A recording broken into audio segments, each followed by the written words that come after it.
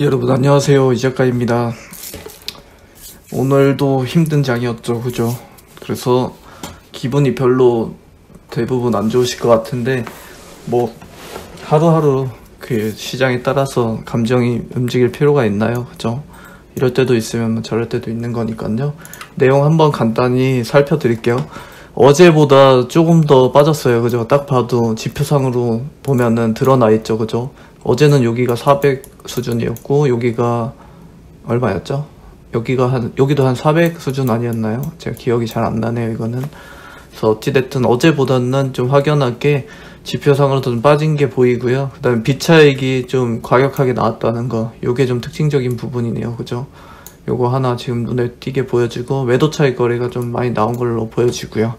요런 지점들, 그리고 여기 하나 더, 여태금은 조금씩 슬금슬금 계속 빠지고 있는데 뭐 요 수준에서 머물 걸로 보여지고 있고요. 오늘 봐야 되는 거는 요거예요. 요거 외국인 수급, 외국인이 지금 2조 7천을 팔았어요, 거래소에서. 그리고 코스닥에서도 또 어제와 마찬가지로 2천은 어제보단 좀 줄긴 했는데 또 마찬가지로 한 1700억 수준으로 팔았습니다. 요거 보셔야 돼요. 그리고 선물도 만계약 이상 팔았죠. 요거 콜옵션 조금 팔았고요. 자, 요거를 이제 지켜봤을 때는요, 이게 굉장히 특이한 점이 지금 연 이틀이거든요. 이틀 연속으로 이렇게까지 대규모로 판 적이 그렇게 많지 않았거든요, 기존에. 그래서 요거는 조금 긴장하면서 봐야 되는 지점이라고 봅니다, 저는. 근데 내용적인 면에서는 지수 자체로는 어제보다는 좀 덜 빠졌어요, 그죠? 코스피는 1.4, 그리고 코스닥은 1.18. 그래서 어제보다는 좀 덜 빠졌는데, 이거를 만약에 이런 외국인이 이런 기조를 여기서 한 번, 두 번 정도 더 하잖아요? 그럼 장이 또 한 번 크게 무너질 겁니다, 여러분. 그래서 요거는 조금 긴장하면서 봐야 되는 지점이라고 저는 딱 보여집니다, 지금 현재 상황으로 봤을 때는요. 그래서 오늘 수급을 좀 보면요, 코스닥인데요, 외국인 1600억 수준이 안 좋다고 했죠, 그죠? 그리고 금융투자는 이제 소폭 순매도인데 이 친구들은 워낙 변동성이 커가지고 그렇게 신경 쓸 그 요인은 아닙니다. 그 보험 투신 연기금을 봐야 되는데, 자 보세요, 어제에 비해서 확연하게 매도를 줄였죠, 그죠? 그래서 오늘 이만큼이나 그나마, 이것도 그나마요, 그나마 방어가 된 건데, 이 친구들이 만약에 여기서 순 매도를 더 규모를 확장시켜 버리잖아요. 그러면은 종목들이 진짜 더 비참하게 무너질 겁니다. 그래서 요 내용을 통해 가지고 오늘 그나마 좀 그 상대적으로 어제에 비해서 더 떨어지긴 했지만 그 내용의 측면에서 봤을 때 그나마 선방을 했던 요인이 여기서 나왔구나라고 코스닥의 입장에서는 그렇게 보시면 되고, 보면은 이제 외국인 따라서 지수가 조금씩 타기 시작했어요. 지수잖아요. 그래서 외국인 흐름에 맞춰가지고 지수가 좀 따라다니기 하기 시작했습니다. 이거 별로 안 좋은 신호라고 지난번에 전달을 드렸었죠, 그죠? 코스피도 한번 보면요, 이거 심각하네요. 보이시나요, 혹시? 이게 외국인이거든요, 파란색이. 외국인 보세요. 시작해가지고 장 끝날 때까지 그냥 쭉 밀었죠, 그죠? 근데 그 정반대로 개인 한번 보세요. 시작하자마자 그냥 계속 태우면서 갔죠, 그죠? 근데 지수가 어떻게 됐죠? 힘이 없죠, 그죠? 전혀 개인에 따라서 개인의 힘을 받지 못하면서 외국인 따라서 결국 이렇게 중력에 이끌리듯이 이렇게 빠졌잖아요, 그죠? 요게 별로 안 좋은 징조라고 지난번에 설명드렸죠, 그죠? 여기서 이제 외국인이 계속해서 이런 말도 안 되는 이런 흐름을 계속 보여준다고 하면은 지수가 좀 더 속절없이 무너질 수 있겠다라는 그림이 딱 보여지네요, 오늘 흐름에서도. 그래서 자, 그러면 도대체 외국인이 왜 이렇게 갑작스럽게 태도가 돌변했는지를 봐야 되잖아요. 그거를 조금 오늘 거시경제 좀 말씀드려야 되겠네요. 지루하신 시간이 왔어요, 그죠? 저도 별로 거시경제 하고 싶진 않아요. 워낙 좀 지루해 하시는 것 같아서. 근데 거시경제로 장이 움직이고 있는데 어떻게 안 봐요, 그죠? 조금 봐드릴게요. 일단 지금 반도체가 제일 걱정이 많으시죠, 지금, 그죠? 반도체 쪽이 좀 주춤하는데요, 요인들이 굉장히 많아요. 그 첫 번째로 제가 개인적으로 보는 요인 중에 하나는 코인 시장 버블로 인한 우려, 심리적으로 그 심리적인 측면이 좀 반영됐을 거라고 일단 보고요. 거기에다가 4월에 TSMC, 대만의 파운드리 업체고 세계 시장 점유율이 50% 이상이라고 했죠, 그죠? 요 TSMC 4월 매출이 좀 많이 빠졌어요. 10% 넘게 빠졌거든요. 근데 4월은 제가 그 오전 시황글에도 적어드렸지만 계절적 비수기예요. 그래서 5월까지도 그게 지속될 수 있거든요. 저는 좀 그렇게 보고 있어요. 워낙 휴일이 많아요. 4월에 5월에 휴일도 많고 그래가지고 계절적 비수기라고 보는 편이 합리적이고, 반도체 쪽은 늘 그랬어요. 늘 상반기에는 흐름이 그렇게 좋지 못했거든요. 그런 면까지 같이 보셔야 되는 거예요. 그래서 제가 좀 더 알아보니까 이쪽으로 병목이 좀 났다 하더라고요. 이게 뭐냐면은 부품 쪽으로 병목이 좀 났다 하던데, 간단하게 설명드리면 교통체증 같은 거라고 보시면 돼요. 차도가 이렇게 가다가 갑자기 한 차선이 이렇게 막힌 거예요.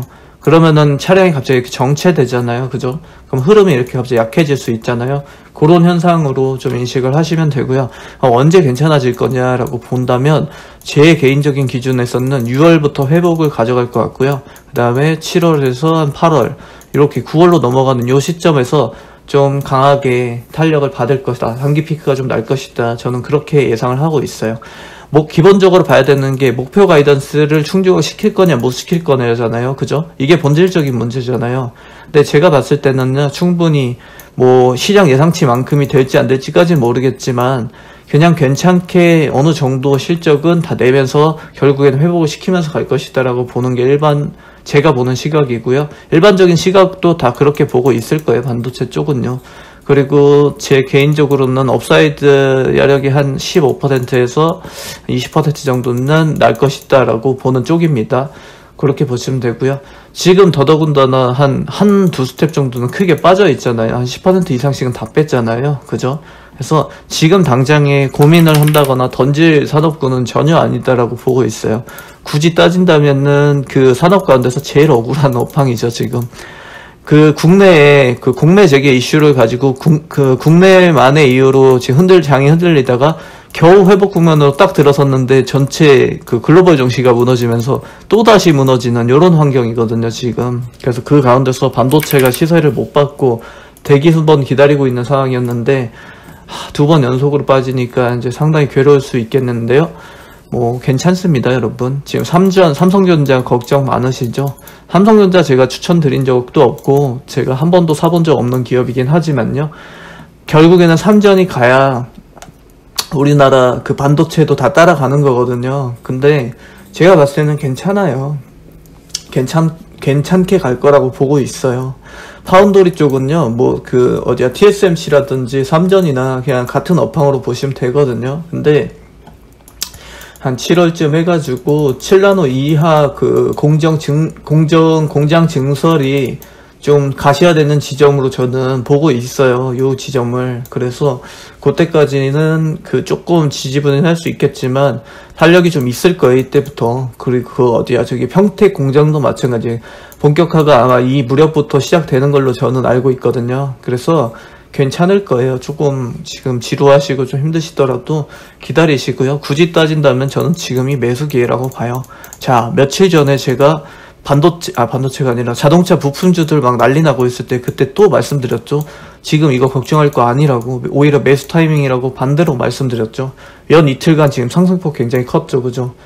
반대로 하셔야 돼요, 여러분. 반대로 보셔야 됩니다. 아시겠죠? 그래서 그렇게 걱정하실 필요 없고, 남들이 다 패닉할 때는 보통은 좋은 기회가 나는 경우가 더 많아요. 근데 그것도 그냥 그거 자체로도, 그 의미 자체로도 무조건 좋다는 거는 또 아니에요. 그것도 산업 업황을 보면서 하는 건 기본인 거 아시죠, 여러분? 이 반대 개념도 마찬가지예요. 고점이다, 상투다, 보유자 영역이다, 그 말도 결국은 산업 업황을 보면서 해야 되는 거거든요. 해운조선 괜찮다고 제가 한 달 내내 반복하고 있죠, 지금. 들어가셨으면은 일단 벌써 상승분이 연 이틀간 컸기 때문에요. 이제는 한두 차례 밀려도 안전 영역이 확보가 되신 거예요, 이미. 그래서 원칙도 좋고 기본을 다 지키는 것도 맞지만 주식시장에는 기본적으로 게임의 룰이라는 게 있어요. 이게 뭐냐면 시장의 성격이거든요. 시장의 성격, 게임의 룰을 잘 파악하는 것이 첫 번째입니다. 이게 계속 바뀌거든요. 그래서 산업을 볼 때도 마찬가지예요, 여러분. 그 산업이 가지고 있는 성격은 계속 주기적으로 변화합니다. 그 성격 자체를 이해하지 못하면은 이제 고점 상투 잡는 것이고, 그거를 정확하게 꿰뚫어 보고 있다고 한다면요, 누구나 고점이다, 끝이다, 위험하다 할 때도 그 끄트머리라도 잡고 먹고 나올 수 있게 되는 거죠. 해운 조선 쪽이 지금 그래요. 딱 제가 말씀드렸잖아요. 위에 끄트머리 지금 저기 업사이드가 열려 있다고 그때 계속 말씀드렸잖아요. 그죠? 그래서 잘 보셔야 돼요. 지금 쉽지는 않아요. 이게 지금 어제 영상에서도 말씀드렸지만 가는 놈이 그나마 계속 가고 있기 때문에 살려면은 그런 종목들을 쥐고 버티는 수밖에는 지금은 없어요. 중장기적으로는 반도체를 모으고 금융주 위주로 해지시키고요.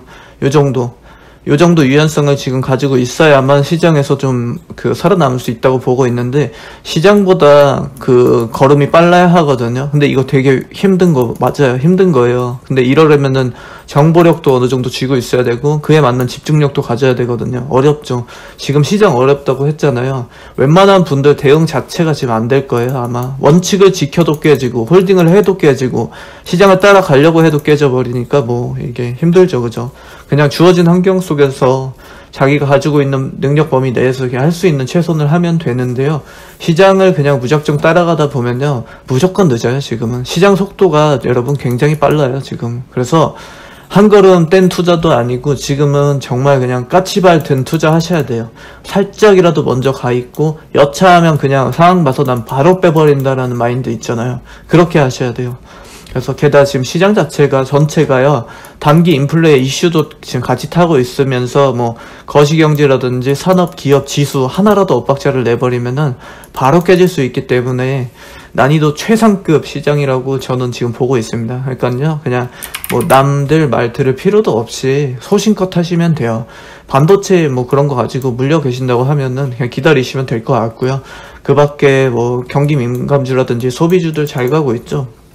이런 거 들고 계신 분들은 쥐고 계세요. 지금 뭐 이거 말고 갈 곳이 없어요, 여러분.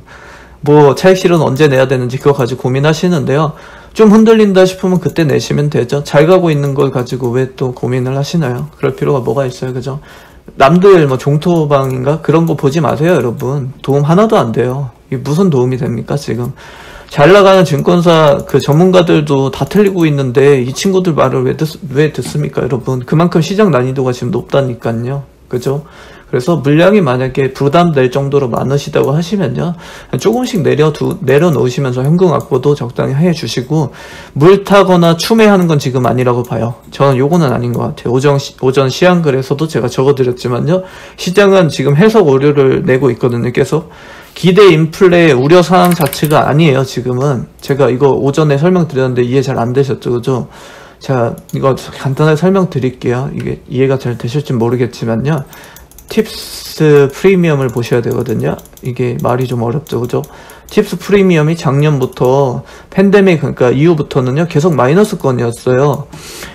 흔히 이제 우리가 계산하는 BI 기대 인플레라고 하죠. 이거 어떻게 계산내죠? 미국 10년짜리 국채금리랑 그 다음에 팁스 10년짜리 금리 차이로 내잖아요. 그죠? 이게 이제 기대 인플레인데, 기대 인플레에 대한 정확한 위험성을 체크하려면 여기에서 아까 말씀드린 물가 연동국채 프리미엄을 빼줘야 된다라니까요. 그럼 이 마이너스를 빼면 어떻게 됩니까? 기대 인플레 자체가 좀 하향 조정되겠죠. 근데 지금 기대 인플레 제가 봤을 때는요, 이 정도 지점이라면은 그렇게 크게 우려가 되는 상황까지는 아니라고 봐요, 저는. 근데 이걸 가지고 지금 시장이 많이 깨지고 있죠. 미국 10년짜리도 그렇고, 그 다음에 5년짜리 팁스 이격도 지금 나오면서 요걸 가지고 지금 자꾸 조기 긴축이 나오지 않을까 막 요런 얘기들이거든요. 골자거든요. 근데 그건 아니에요. 제가 말씀드리죠. 지금 현재 가지고 있는 인플레 수준이 시장을 직접적으로 위협할 수 있을 만한 수준이 아니라 했잖아요. 이걸 모를까요? 연준이? 일개 그냥 개인 투자자도 알고 있는 사실을 팁스 연동해서 계산 못할 것 같아요. 이분들이. 아니에요. 알고 있단 말이에요. 그러면은 이거 자체로 연준이 이걸 통해서 긴축을 하진 않을 거라는 얘기예요, 제 말은. 그러면은 결국에는 시장을 본질적으로 해치는 위험 요소는 없다라는 거거든요. 근데 시장은 흔들리죠. 그래서 오전에 적어드렸죠. 괜찮은데 안 괜찮다고. 이게 뭐 말이야 뭐야 라고 하시겠지만, 괜찮은데 긴축 가능성은 없는데 시장은 그렇게 반응을 안 할 뿐이에요. 그래서 또 말씀드렸죠. 이거 지표상으로 시장 읽을 수가 없는 상황인데요, 지금이라고 말씀드렸죠. 지표상으로는 건강한데 시장이 흔들린다니까요. 그러면은 결국은 투자 심리거든요. 또 개인 투자자들 그리고 뭐 펀드 투자자들이든 그다음 외국계 투자자들이든 그냥 투자 심리가 흔들리는 거예요 지금. 그래서 이 표면적인 지표상을 보고 지표를 가지고 긴축하는 거 아니야 하는 거 아니야 하면서 우려를 내고 있는 거예요. 그래서 시장이 흔들리는 거라서 이거를 어떻게 예측을 합니까? 이거는 예측 못하죠, 그죠? 그래서 시장을 이거를 어떻게 흘러갈 것인지 방향성 잡으려고 하면 지금 무조건 늦는다고 말씀드렸잖아요, 그죠? 그래서 지금은 그렇게 보시면 안 된다라는 거 말씀드리고요. 잠시만요.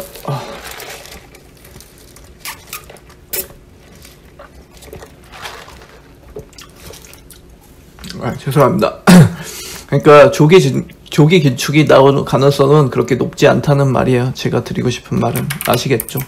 그렇게 이해를 하시면 되고. 근데 이제 기대 인플레 우려는 계속 지속될 가능성이 높다는 거기 때문에 죄송합니다.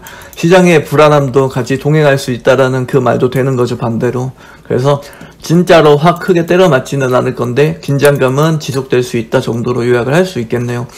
기업을 잘 골라야 된다고 했잖아요, 오전장에도. 그게 무슨 말이냐면은 그거 설명 한번 드릴게요. 만약에 이렇게 호리병이 있다고 치죠. 호리병이 있어요. 근데 우리가 금융위기 이후에 금융위기가 아니죠. 이번에는 팬데믹이죠. 팬데믹 이후에 그 경기가 이렇게 바닥을 쳤잖아요. 그죠? 그래서 자, 여기서 어떤 기계가 있다 치죠. 그래서 이 기계를 가지고 정부가 유동성을 투입을 해가지고 이 기계를 작동시킨 거예요. 그래서 이 바닥에 다 흩어져 있는 이 기업들 있죠. 우리나라 국내 상장 기업들을 여기로 다 빨아들여 준 거예요. 이렇게 쫙쫙쫙쫙 빨아들여 준 거예요.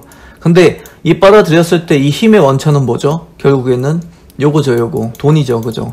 정부에서 유동성을 확보시켜가지고 그 돈을 통해서 이렇게 기업들을 다시 상단으로 양시장을 거의 110% 가까이 1년 동안 상승을 회복시켜줬잖아요, 그죠? 주가를 다시 회복시켜줬잖아요, 그죠?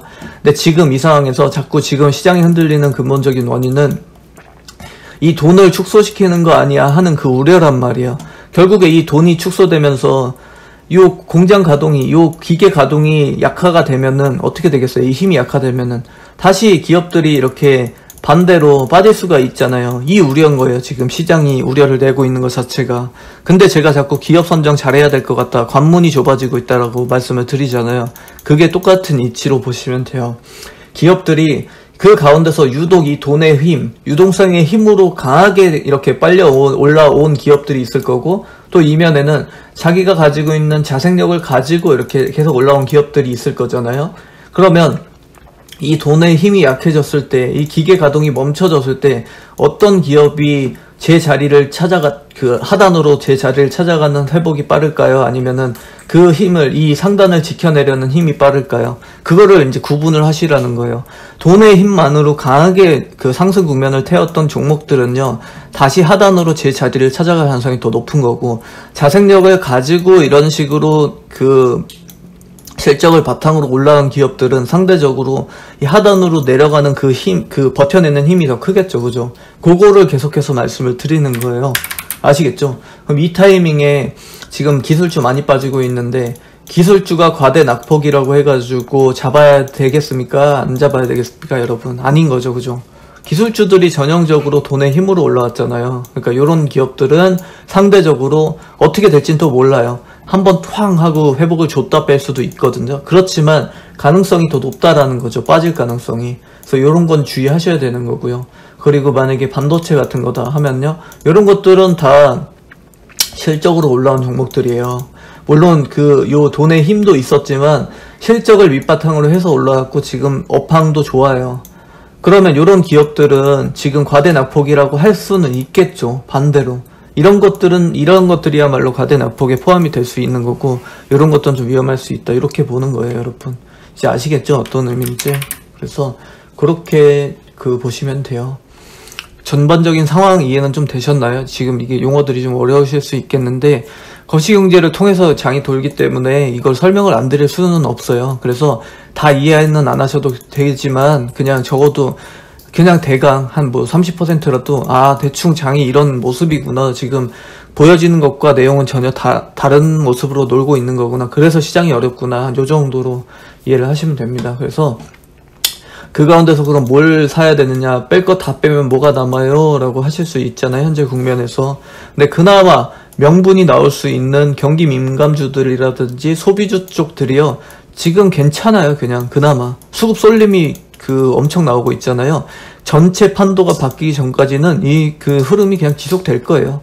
그래서 시장이 지금 이 상태에서 거의 멈췄다고 보시면 돼요. 요 종목들이 뻔한 종목들만 그냥 계속해서 가고 있어요. 여기에다가 화물 운임까지 얘기 나오고 있어요. 지금 화물 운임 상승 예고된다 하면서 대형 항공사 쪽 영업 흐름 잘 나올 거라는 전망까지 지금 더해지고 있는 상황입니다, 여러분. 완전히 판도가 바뀌어 있어요, 지금. 기존 흐름과, 그죠? 그래서 당분간은 그냥 어떻게 하겠어요? 그러면 있는 돈으로 그냥 짜치바에 들고 살짝 태웠다가 장 조금이라도 앉아지면 난 바로 빼버리겠어 라는 개념으로 그렇게 단타 쳐야죠. 뭐 지금은 어쩌겠어요. 방법이 안 나와요. 지금 과대낙폭 잡을 그런 시기도 아니라고 보고요. 시장 상황이 어느 정도 정돈이 될 때까지는 좀 기다리셔야 된다, 그렇게 보고 있습니다. 자, 마지막 정리 한 번 더 해드리면요, 이럴 때일수록 시장 흐름 따라다니시면은 안 돼요. 진짜 큰일 날 수 있고요. 기업 밸류에이션만 보시면 됩니다. 간단해요. 이 기업이 그냥 돈을 잘 버는지 안 버는지 보시는 거예요. 아시겠죠? 종목수 너무 늘리지 마시고요. 현금 유동성은 유지하면 할수록 좋아 보입니다, 지금은요. 그래서 휴식도 좀 취하시고 시장을 막 계속 보면서 들여다봐봤자 지금 6월에 버리면은 답 안 나와요. 외국인이 이런 식이면은요, 어떻게 해도 답 못 내요, 국내장에서. 그래서 그냥 마음 좀 내려놓으시고 그렇게 편안하게 지켜보셨으면 좋겠습니다. 이제 막 기업 탓하고 그럴 필요가 전혀 없다는 거 또 다시 한번 아시겠죠? 지금 그럴 수가 없는 상황이에요. 제일 상단이라고 보고 있는 거시경제, 산업, 그 다음에 기업, 그 다음 지수가 있다면요, 지금 거시경제를 통해서 장을 때려버리고 있어서 손 쓸 수가 없는 환경이에요. 그냥 어떤 걸로든. 아시겠죠? 이제 이렇게 정리를 오늘 20분에 또 끊었는데 이렇게 정리를 해드릴게요. 그리고 뭐 해운 쪽 오늘 말이 굉장히 많으신데 마찬가지 좀 비슷하게 봐요. 업황 좋다니까요. 지금 업황 굉장히 좋아서 제일 좋아요. 지금 단기 업황은 가장 좋다고 보고 있고, 이게 아주 단기간에 훅 하고 올라왔다가 불꽃 꺼지듯이 훅 빠질 것 같은 느낌은 없어요. 업황 자체가 그냥 너무 좋아요. 아시겠죠, 이제? 근데 이거를 제가 적극적으로 좋습니다 하면서 지금 당장 사세요라고 말씀을 못 드렸던 거는 그냥 제가 너무 쫄보라서. 근데 저는 샀잖아요. 그냥 저는 이게 들어갔다가 얼마든지 그날 당일 수급을 보면서 만약에 조금이라도 깨질 조짐이 보이면 난 바로 빠져나오겠어라는 그런 그냥 각오를 하고 들어간 거라서 제가 좋다고 추천 영상에도 몇 번이나 올리면서도 강력하게 매수하세요라고까지는 말을 못 드렸었어요. 제가 쫄보라 그래요, 그냥. 그래서 그 말을 영상을 보시고 들어가신 분들도 굉장히 많더라고요. 그분들은 제가 어제도 말씀드렸죠. 그냥 홀딩이죠. 뭐 이걸 가지고 뭐 지금 미리 걱정할 필요가 뭐가 있어요. 오늘 당일만 하더라도 7% 시간외로 1.5%인가 또 상승을 줘버렸는데 뭘 걱정할 게 뭐가 있어요, 이 상황에서. 그냥 들고 있어야죠. 그죠? 지금 돈 벌어주는 게 이것뿐인데, 그죠?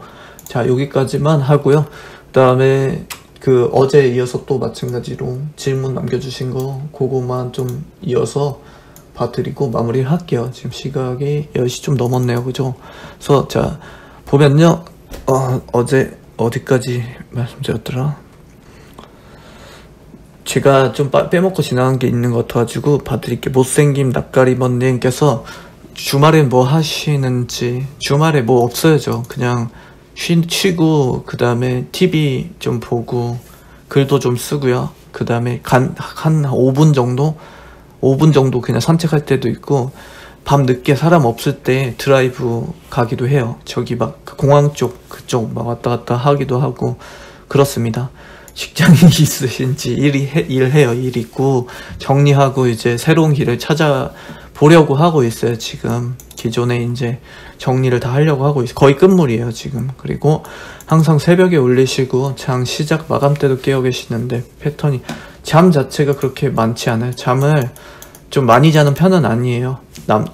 좀 놀랄 정도로 적게 자는 편이고, 몰아자요. 그냥 어느 타이밍에 한번 확 몰아자기도 하고, 그리고 뭐에 하나 제가 꽂혀 있잖아요. 하나 빠져 있잖아요.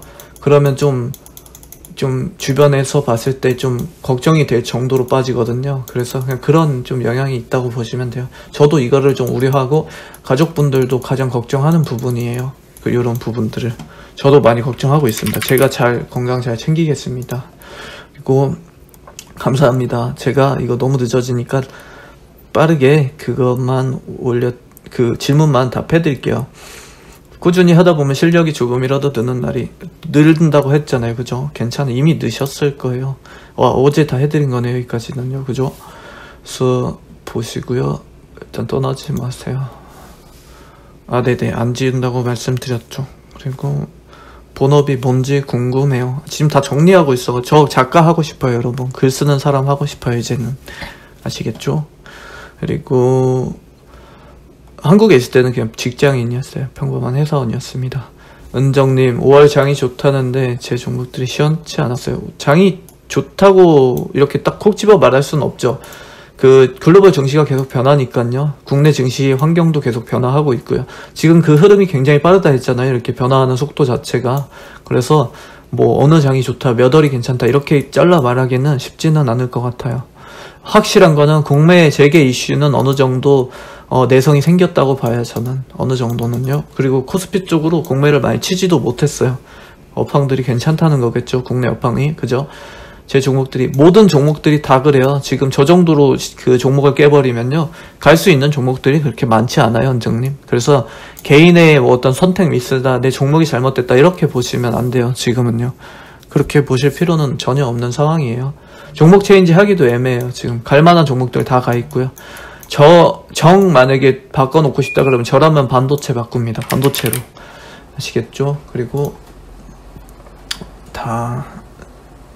어제 다 말씀드린 건 또 하고 있네요. 제가. 그죠? 카페, 무슨 카페 말씀하시는 거죠? 이것도 해드렸고. 카페 무슨 말씀하시는, 오프라인 카페 말씀하시는 거죠? 그냥 제가 카페 갈 때마다 그런 생각해요. 나도 이런 공간이 있어서 여기서 손님 거의 안 받고 그냥 좋은 경치 보면서 글 계속 쓰고 싶다라는 진짜 그냥 소망사항인 거지 뭐 할 수 있을지는 모르겠어요. 그때 가봐야 되겠죠. 그죠? 그 다음에 후민용님, 홀로서기 했을 때 제가 주식시장에서 살아남을 수 있을지 겁도 나고 걱정이에요.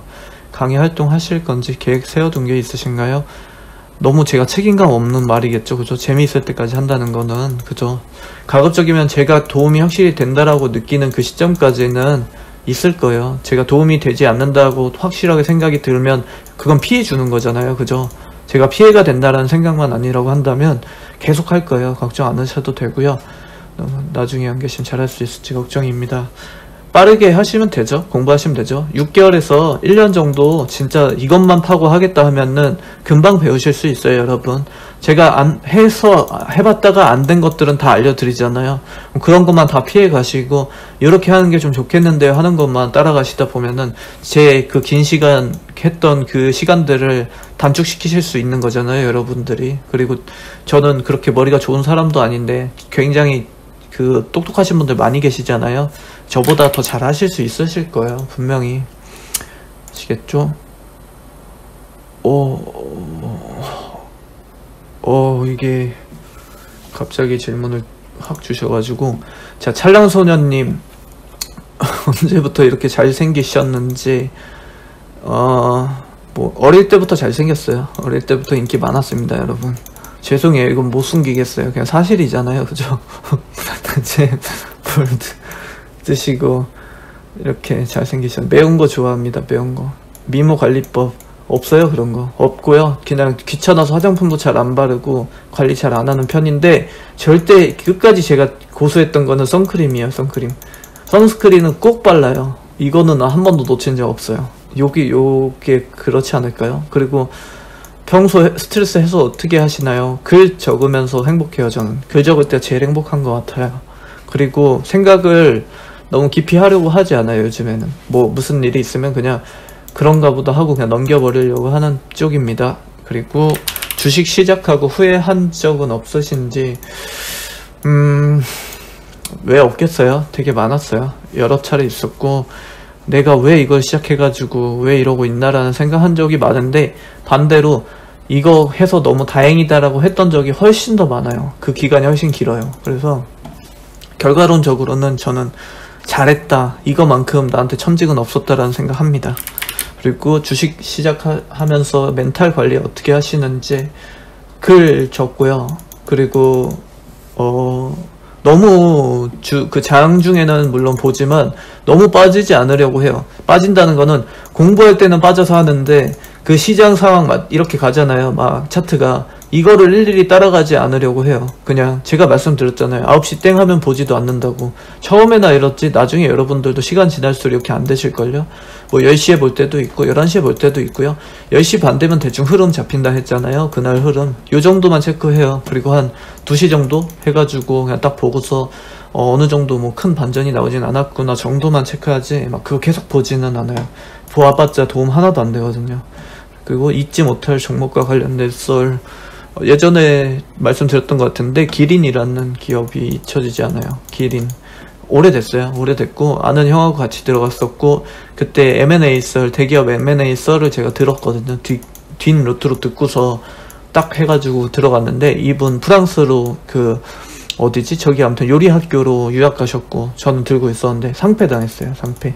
그래가지고 돌아와서 검색했는데 네이버에 검색했는데 진짜 실제 동물원 기린이 나왔던 그런 일이 한 번 있었습니다. 그 밖에도 많았어요. 상패 좀 당했죠. 한 서너 번 당했던 것 같은데 하면서. 근데 뭐 다 잊혀집니다 여러분. 그때뿐이에요. 근데 여러분들은 그런 종목 꼭 지지 마세요. 제가 지금 하지 말라는 것만 안 하잖아요. 적어도 상패에 나올 일은 거의 없을 거예요. 이런 경우는 많지 않을 겁니다. 하한가 맞을 일도 그렇게 높진 않을 거라고 봐요. 아시겠죠? 재밌네요 질문들이. 그리고 주식 시작하게 된 계기가 너무 궁금합니다. 진희님, 시작하게 된 계기는 그냥 경제 전반에 관심이 굉장히 많았고요. 지금 생각해보니까 아버지가 어떤 막 뭐라 그래야 되지? 사교육을 엄청 시키시지는 않으셨는데 그냥 자체적으로 그런 놀이 같은 걸 많이 했어요. 어렸을 때부터 뭐 이렇게 질문 그 퀴즈 내셔가지고 막 어떤 거 퀴즈를 내면요 그냥 제가 그걸 맞추는 좀 재밌게 그렇게 많이 해주셨었어요. 저를 어려서부터. 그래가지고 막 쓸데없는 말도 안 되는 것까지 다 외울 정도로 잘 보이고 싶어서 그래서 그랬던데 그 가운데서 경제 쪽으로 또 많이 공부를 시켜주셨었어요. 어릴 적부터. 그래서 관심이 굉장히 많았어요. 어떤 식으로 공부하셨는지 일단 깨졌어요. 저는 깨져보고 시장에서 제대로 한번 깨져보고 처절하게 느꼈죠. 그냥 제가 뭘 잘못했고 내가 얼마나 못났는지를 먼저 봤어요. 못났는지를 먼저 보고 그거를 안 하려고 계속 하나씩 수정했죠. 수정하고 좀 무식하게 할 때는 종목을 기업을 다 그냥 공부해버렸어요. 2000여 개 됐었는데 다 했어요. 그냥 모든 종목을 그런 식으로 했던 시절도 있었고 뭐 그랬어요. 그래서 하나하나 배워가고 싶네. 뭐 배울 게 지금 얼마나 남아있는지 모르겠지만 여튼 제가 알고 있는 거 하지 말아야 될 거는 가급적인 다 알려드릴게요. 작가님 무슨 책을 쓰고 싶은지 궁금해요. 그리고 쓰고 있는 책이 있는지 궁금합니다. 초안은 대충 나왔어요. 나왔고 에세이 쓰고 있어요. 에세이 쓰고 있고 그냥 이거는 근데 제가 굉장히 오래됐거든요. 글을 쓴 지는. 그래서 이미 뭐 책 몇 권 낼 수 있을 정도의 분량은 가지고 있어요. 제가 이미. 그래서 언제 이제 기회를 보는 거죠. 기회를 잘 봐가지고 제가 좀 시간이 있어야 되는 거잖아요. 이것도 글이 생각보다 집중력을 엄청 요구하거든요. 그래서 제가 정신적으로 좀 여유가 될 때 그때 할 것 같아요. 그때 쓸 것 같아요. 여러분 감사합니다. 관심 많이 가져주셔서. 그리고 주식 서적 아예 제가 그 정도 역량은 안 되는 것 같아요. 배 짓는 사람님 좋게 봐주셔서 너무 감사합니다. 왜 안티를 합니까? 감사합니다. 그리고 나중에 쓰고 싶은 책 저는 그냥 세상의 소리를 좀 다양하게 담고 싶은 그런 생각이 있습니다. 어떤 이야기일지 제가 경험했던 얘기들도 쓰고 싶고요. 그 다음에 주변인들이 경험했던 이야기들도 담고 싶습니다. 50에 은퇴하고 추리소설 쓰는 게 장기 프로젝트. 멋지시네요 미나님. 저는 추리소설 이런 소설 쪽은 재능도 없고 그리고 소설을 써본 적은 없어요. 소설은 이상하게 그쪽은 이렇게 크게 관심을 갖고 있지는 않아요. 너무 감사합니다 미나님. 그 다음에 집두님 개인적 질문 뭐가 더 나올 게 있나요 여기서. 그리고 뭐 다 했고요. 그리고 유님 광화문으로 회사 다니셨던 회사는 산업군이 어떤 명 쪽이셨나요? 주식 네 맞아요. 맞습니다. 그리고 전업하신 계기가 그냥 했다가 좀 쉬었었거든요. 해외 나가면서 확 쉬었다가 또 다시 우연치 않게 다시 시작을 했는데 정확한 계기까지는 기억이 안 나는데, 근데 이거 얘기 너무 길어질 텐데, 제가 팀이 있었어요. 팀이라고 말해도 되는지 모르겠는데, 그냥 제가 호주 있을 때 축구를 했었거든요. 그냥 조기축구 같은 개념이에요. 축구를 했었는데, 이거 말고, 그 다음에 1층에 그냥 수영하러 내려가는 거 말고, 그리고 밤늦게 그냥 잠깐 드라이브 한 5분, 10분 하는 거 말고는 야외 활동이라는 것 자체를 안 하고 살았었거든요. 이 시절에. 학교 다녔으니 공부를 많이 했었는데, 요것만 했었어요. 요것만 했는데, 축구를 막 했었는데, 어느 날, 축구를 하더라도 있잖아요. 축구가 끝나면 시작하기 5분 전까지 차에서 대기하다가 축구 시작하기 직전에 가서 축구만 싹 하고, 그 다음에 축구 그 휘슬 딱 불리면 바로 나와가지고 차 타고 집으로 돌아오는, 요렇게만 했었거든요. 그러다 보니까 이제 이분들끼리는 굉장히 친하셨는데 저는 약간 외톨이 같은 그런 느낌이었어요. 근데 그러다가 이제 어느 날 비가 오는 날이었던 걸로 기억을 하는데, 비가 오는 날이었나? 정확히 기억이 안 나네요. 아무튼 항상 제가 차도 좀 멀리 대놓고 걸어갔었거든요. 이거는 이제 제 개인적인 그건데, 그냥 한국인들이 아무래도 많다 보니까 별로 이렇게 제가 개인적인 것들을 이렇게 좀 너무 가까워지고 싶지는 않았었거든요. 그래서 그렇게 했었는데, 비가 왔었는지 원정 게임을 뛰러 가는 날이었었는지 기억이 잘 안 나는데, 여튼 이렇게 차를 타게 됐어요, 제 차를. 그래서 여기서 이제 이날 처음으로 조금 친해져가지고, 제가 그 호주 있을 때 워터루라는 곳에서 살았거든요. 근데 이제 워터루가 그 시티하고 그 다음에 공항 사이에 있어요. 근데 여기 바로 워터루 근처에서, 여기 흔치 않거든요. 제가 살 때만 하더라도 한국인들은 거의 없었어요. 중국인 소수하고 대부분 현지 분들이 계시는 마을이었는데, 여기 사이에 이제 그 살던 형님이 한 분 딱 계셨던 거예요. 그래가지고 그분이, 제가 개인적으로는 그래도 제일 좋아했던 분인데, 이분이 한번 놀러 오라고 집에. 그래서 제가 그냥 별 생각 없이 놀러 갔는데, 이렇게 마당 있는 집이었는데 이 집에 거의 이 축구하는 인원 10명이 넘게 있더라고요. 그래서 여기는 무슨 합숙소예요? 이랬는데, 그냥 이 형님의 그냥 성격이 그랬어요. 그냥 바로 옆인데 뭐 그냥 밥 숟가락 하나 더 놓는 것 뿐인데 와서 밥이나 먹고 가, 약간 이런 스타일 있잖아요. 되게 리더십 좋고 사람 좋은 사람. 그래서 이분하고 좀 이제 이렇게 교류를 하기 시작했는데, 이분이 가장 아끼는 동생이 한 분 계셨거든요. 저보다도 어린데 이 친구가 있었는데, 이 친구랑도 제가 자연스럽게 이렇게 친해진 거예요. 근데 이 친구가 호주의 커먼웰스 뱅크라고, 뭐 우리나라로 치면은 그냥 한국은행이라고 봐야 되나? 그런 은행에 좀 높은, 이렇게 뭐라고 해야 되지? CFO를 모시고 있었는데, 아무튼 이쪽 팀에 있는 친구였어요. 그래서 이제 이 친구가 경제 쪽에 관심이 엄청 많더라고요. 그래서 한국계긴 하지만 호주인이었거든요. 그래서 이 친구가 질문이 엄청 많은 거예요, 한국에 대해서. 그래가지고 이제 그런 얘기들을 늘상 했어요. 이 친구랑 만나면 이런 얘기들을 엄청 주고받았었는데, 어느 날 갑자기 이 친구가 자기가 무슨 팀이 있다는 거예요. 그래서 팀이 있는데 뭐 어쩌고 사회 전반에 대한 뭐 그런 내용들을 공유하고 분석한다, 뭐 이런 식으로 얘기를 하더라고요. 그래서 이때까지만 해도 제가 그냥 별 생각이 없었어요. 근데 별의별 분야까지 다 손을 대고 있는 거예요. 막 이것저것 다 브릭스도 손댔었고, 그리고 브리스 쪽, 그리고 그때 당시에 이 친구가 보던 게 막 이상한 축구 같은 거 있잖아요. 글로벌 그 축구 있잖아요. 유럽 축구 쪽, 그 다음에 막 말도 안 되는 아시아 축구 쪽, 그러니까 메이저 아닌 비메이저 쪽, 그러니까 뭐 남미, 그런 사사로운 축구 팀까지도 분석을 하고, 뭐 이것도 한다 그러고, 또 자기 말로는 또 블랙잭 카지노도 한대요. 다 한다는 거예요, 모든 거를. 그래서 궁금했죠, 그냥 그때부터. 근데 요건 제 카지노 말씀드렸죠. 제가 좀 자신이 있다고, 이것도. 그래서 하도 자신 있어 하고 맨날 얘기를 하길래 제가 한번 같이 가봤어요. 어제 제 카지노를 가봤거든요, 같이.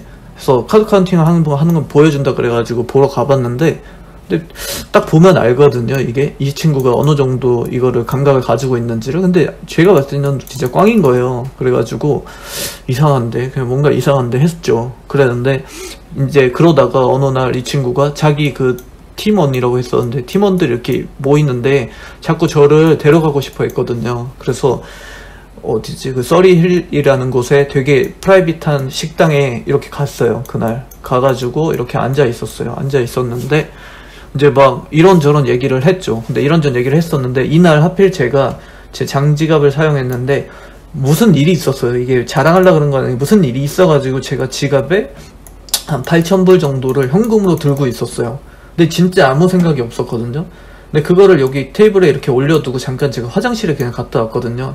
근데 그 사이에 이 동생이 장난친다고 이걸 까본 거예요, 그냥. 근데 거기에 이만큼 8,000불이면 꽤 큰 돈이잖아요. 1,000만원 정도 되니까 현금으로. 그러니까 이게 이제 이만큼 있으니까 이 친구들하고 같이 보면서 그걸 가지고 제가 쟤 뭐 하는 애다, 쟤 뭐 있다 이렇게 본 거예요, 이 친구들이. 그래서 별로 관심도 안 가져도 될 거를 괜히 이렇게 잘못 첫인상을 줘가지고 막 질문도 많이 하고 막 그러더라고요. 그래가지고 그냥 뭐 어쩐다 저쩐다 하면서 얘기하면서 그냥 자연적으로 어느 정도 친해졌어요. 근데 이 친구들이 이제 하고 있는 그 단톡방이라고 하죠. 거기에 초대를 받고 들어갔어요.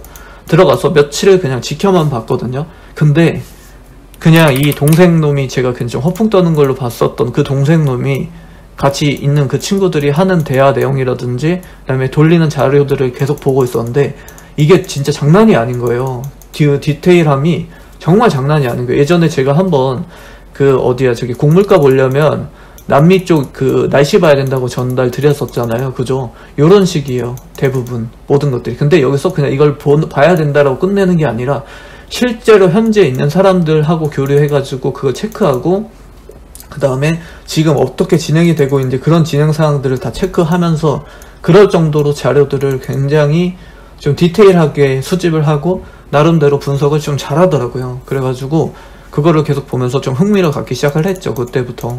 그래서 봤는데 이거는 제가 이제 나중에는 이 팀원으로 좀 받아주세요 해야 되는 정도 수준처럼 보여지더라고요. 계속 보니까 제가 너무 보잘것없더라고요, 이 친구들에 비하면. 그래서 그냥 저는 팀이라고 하긴 부끄럽지만 그냥 배우는 입장이었어요. 이 친구들한테서 많이 배웠어요, 이때 당시에. 그래서 이게 왜 이렇게 길어졌죠? 전업하신 계기가, 예, 이때 제가 주식에 흥미가 좀 떨어져 있는 상황이었는데 이 친구들을 보면서 좀 불태웠었어요, 다시. 그래가지고 그냥 목표는 이 친구들처럼 되고 싶다 뭐 이런 것도 아니었고 그냥 이렇게 그 분석하고 뭐 공부하는 이런 방식을 좀 배워가지고 내 것으로 좀 만들어서 내가 따로 혼자 나가서 해야지라는 개념 정도였지 뭐 이 친구들하고 뭐 대업을 이루겠다 그런 거는 아니었어요. 그래서 그냥 거기서 배웠죠. 많이 배웠죠. 막 제가 가끔 주식시장에 천재 많으니까 조심하라고 했잖아요. 욕이 많았어요. 요 친구들 두고 얘기하는 거예요. 학창시절에도 진짜 막 좀 정신병자 아니야 라고 할 정도로 그런 집중력 좋은 사람들 많았거든요. 막 자기만의 언어 만들어가지고 막 이상 상용 문자 같은 거 써가지고 자기만의 언어 만드는 사람도 있었고 막 13개국인가? 13개국 하는 진짜 언어 쪽으로 완전 그렇게 확 그 또라이라고 할게요. 그냥 언어 또라이도 있었고 막 그랬는데 여기에는 숫자 또라이가 있었어요. 숫자 또라이. 모든 것들을 다 숫자화 해가지고 정리하는 정리벽까지 있었군요. 인도 친구였는데 이 친구 진짜 독특했어요. 이 친구. 제가 만나봤던 이런 그 각양각색의 또라이들이 많았는데 그 제일 또라이였어요. 이 친구가 숫자에 있어서 좀 소름 돋을 정도로. 그래서 이 친구가 기억이 많이 남네요. 아니 근데 다 천재였어요. 제가 봤을 때는. 여기는 홍콩계인데 홍콩계 호주인이었는데 게이 커플이었거든요. 좀 되게 반반하게 잘생겼는데 이 친구들은 그 구글 그 회계 쪽에 근무하다가 나온 친구들이었는데 진짜 천재였어요. 이 친구들도. 그리고 인도 친구도 있었고 베트남 친구도 있었는데 이 친구도 만만치 않았고요. 제 동생이 제일 떨어졌던 것 같은데 근데 이 친구도 이 커먼웰스 그 CFO랑 같이 이렇게 팀 구성할 정도면 어마어마한 거거든요. 얘기 들어보니까 뭐 CFO랑 같이 어딜 갔는데 막 얘기들이 막 그래요. 이탈리아에 이번에 출장 가서 이번에는 어떤 섬을 구매했다 막 이런 얘기 한대요. 이 CFO랑. 그래서 재무 쪽이잖아요. 그런 거 들으면서 진짜 와 스케일이 다르구나. 진짜 세상은 넓고 진짜 천재는 많구나 그 생각을 했죠. 그래서 저는 그냥 거의 딸려가다시피 끄트머리 잡고 그냥 딸려갔었어요. 딸려가면서 많이 배웠어요. 많이 배우고 하다가 나와서 그때부터는 이제 혼자 했죠. 그냥 혼자 하고 그 동생하고만 그냥 교류하면서 가끔 술 마시고 그랬었죠. 호주 그러니까 해외에서 했던 거는 그렇게 시작을 했어요. 아시겠죠? 그리고 평생 복 많이 제가 도움을 많이 받았어요. 삶의 길목길목마다 도움을 주셨던 분들이 너무 많아요. 진짜. 그래서 그냥 제가 조금 더 알고 있는 거라든지 시간을 제가 좀 더 투자했던 거를 그냥 나눠드리는 것 뿐입니다. 아시겠죠? 그리고 활발하게 블로그 활동할 생각은 없으신지요? 나중에 할 수 있겠죠. 그죠? 시간이 좀 많이 흘러서 제가 글만 전념할 수 있게 된다면 그럴 수 있겠죠, 연님. 그리고 김봉준님, 호가창 주식할까요? 지금 호가창 보고 있겠죠. 네, 호가창 뭐 봐봤자 별로 도움이 될 게 많이 없죠. 단타 칠 거 아니면, 그죠? 나니님, 지인도 구독하게 만들 감사합니다. 그리고 이건 제 고민이기도 한데요. 감정적인 분이 주식할 때는 매우 냉정해지시던데 어떻게 감정 컨트롤 하세요? 그 말은 언제 어떻게 하셨고, 그거 공부한 거는 조금 전에 전달 드렸죠, 그죠? 전반 통찰력은 어디서 오는 건가요? 그 주변인들의 그런 얘기를 잘 안 들어요. 저는 주변인들이 뭐 이거 좋다, 이거 저쩐다, 그런 얘기들을 잘 안 듣는 편이고, 제가 궁금하면은 그냥 찾아보죠. 엄청 여러 번 찾아보고 또 찾아보고, 그렇게 보시면 되고, 감정적인 분인데 매우 냉정해지시던데 거기에 감정을 잘 안 담아서 그런 것 같아요. 주식 시장 자체에 뭐 그냥 막 그 숫자에 너무 연연하지도 않고요. 이거를 그냥 뭐라 그래야 되지, 이 게임이라고 생각해요. 저는 그냥 게임이라고 생각하고, 이 게임에서 그냥 이기고 싶다라는 생각을 할 뿐이지 뭐 그렇진 않아요. 근데 그 무너질 때도 있어요. 냉정이 깨지는 시점은 제가 잃을 때, 질 때, 그때는 저도 막 진짜 너무 힘들어요. 그래서 이러지 않기 위해서 좀 냉정해지려고 많이 노력을 하죠. 그죠? 그래서 지금 또 45분, 50분까지만 하고 오늘 정리해야 될 것 같네요.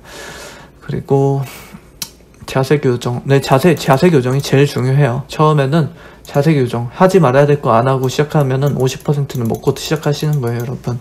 제일 중요합니다. 제일 오랜 시간 동안 제가 강조했던 부분이기도 하죠. 그쵸? 시장을 읽고 기업을 선정하고 이런 거는 그 다음 문제예요. 자세 교정이 제일 중요합니다. 운동할 때도 제일 중요하잖아요, 이게. 그죠? 그리고 최송송님, 이거는 어제 다 해드린 내용인데요, 그죠? 그리고 존경하는 여성 스타일, 존경하는 거, 좋아하는 건 너무 평범하니까 존경하는 거요. 저는 겸손하신 분들 굉장히 멋있어요. 제 기준에서는 진짜 멋있는 것 같아요. 제가 가지고 있지 못한 부분이라서 그런 것 같아요. 근데 이게 단순하게 나 뭐 아니에요, 나 뭐 괜찮아요, 내가 뭐 이 정도밖에 안 돼요 하는 그 말로만 하는 겸손 말고요, 진짜로 그 마음에서 우러나는 겸손들은 눈에 보이는 것들은 아니잖아요, 그죠? 그런 자질을 가지고 계신 분들 볼 때마다 너무너무 멋있는 것 같아요. 존경해요, 정말. 두 분은 평생 하실 거죠? 할 수 있을까요, 이거를? 제가 할 수 있을지는 모르겠어요. 이건 제가 재미있을 때까지만 할 거라서 그건 잘 모르겠지만 최대한 많이 하려고 합니다. 그리고 감사합니다, 최성동님. 너무너무 감사합니다. 그리고 이렇게 안 내려가네. 이거 그만하라. 이게 마지막이군요. 자, 여기까지만 하면 딱 되겠네요. FPXM님, 늘 감사한 마음으로, 공부하는 마음으로 잘 듣고 있습니다. 저 13 종목에서 3 종목까진 당장 어렵고 줄이긴 줄여야 되는데 어떻게 줄일까요? 반도체 4종목 있는데 테스나, 에로티, 덕산, ETF 다 마이너스 날 수밖에 없죠, 지금은. 그리고 가스 쪽, 제지, 비금속, 금융, 화학, 장투, 둥무. 오, 너무 많으신데요, 종목이? 너무 많으세요.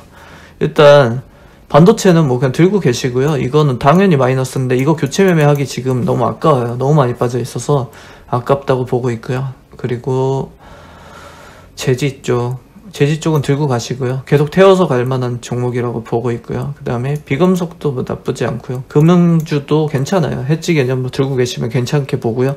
화학 쪽도 업황이 괜찮은데 두고 보니까 다 괜찮은데 가스 쪽만 조금 저는 교체 매매 하셨으면 좋겠고요. 들고 계시죠. 그래서 줄이실 때는요, 그냥 반등 탄력을 줬을 때 줄이는 게 제일 좋고, 그리고 전체 시장 기조가 완전히 망가졌을 때, 다 같이 무너져가지고 더 이상 바닥으로 갈 수가 없을 때, 그때 이제 교체하시면 되겠죠, 여러분. 그때 많이 여러 차례 말씀드렸죠, 그죠? 그래서 자, 오늘 이렇게 정리를 할게요. 그리고 질문 다 주셔가지고 너무 재밌었고, 그리고 나중에 또 그 기회가 된다면 그때 또 이렇게 다시 그 소통할 수 있는 시간을 가져보도록 하겠습니다. 너무 이렇게 풀 주거 계시지 마시고, 이럴 때일수록 그냥 편안하게 휴식도 좀 취하시고 좀 재미난 활동 많이 하셨으면 좋겠습니다. 여러분 다 이거 실험이라고 생각하세요. 나 시험한다고 생각하시고, 아시겠죠? 오늘도 긴 시간 함께 해주셔서 너무 감사합니다. 여러분 안녕히 주무세요.